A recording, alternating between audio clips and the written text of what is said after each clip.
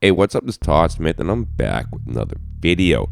In this video, I want to talk about the Behringer ARP 2600 clone and my first impressions with it. This is the first impressions I get off it within the first, 24 hours of playing with it out of the box.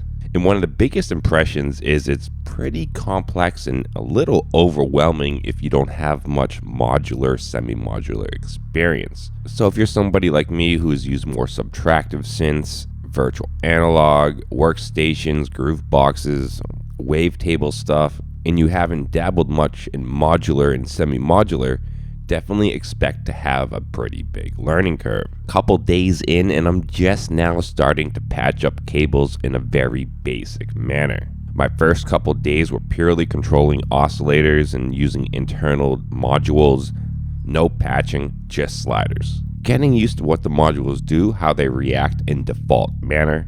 And while you're doing that, obviously it's a lot more limited than when you start patching. You can already get some pretty cool results and some very musical sounds. Even with layering the default oscillators, and just last night starting to add in an extra sawtooth with some patching, I've spent many hours just playing around with those sounds, adding effects, and having a really good time. I would call it a really tight filter. I don't think the filter gets as open as some other options on the market, but when it's dialed in right, every millimeter of movement can be felt within your slide, which can create some very detailed filter work.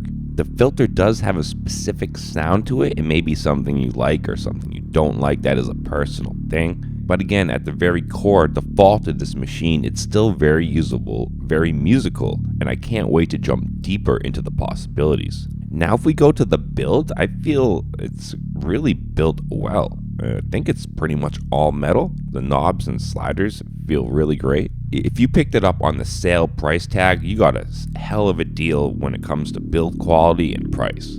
And this thing is massive, which can be a bad thing in a small bedroom studio when you have tiny spaces. This might kind of put you off on the device. It is the complete opposite of all the boutiques and tiny little gear everyone's saying you got to use underneath a microscope with some tweezers. This thing is big, this thing is broad, it gives you lots of space to work with, plenty of room on the sliders. To me, I think it's awesome having something of this size and nature within the studio. By far my biggest analog modular piece I've ever owned or in the studio currently. Another little thing I like that they added is the fact that you can choose the dim of the lights. You can have them completely off, you can have them bright like a Christmas tree, you can kind of have them in between, it's up to you.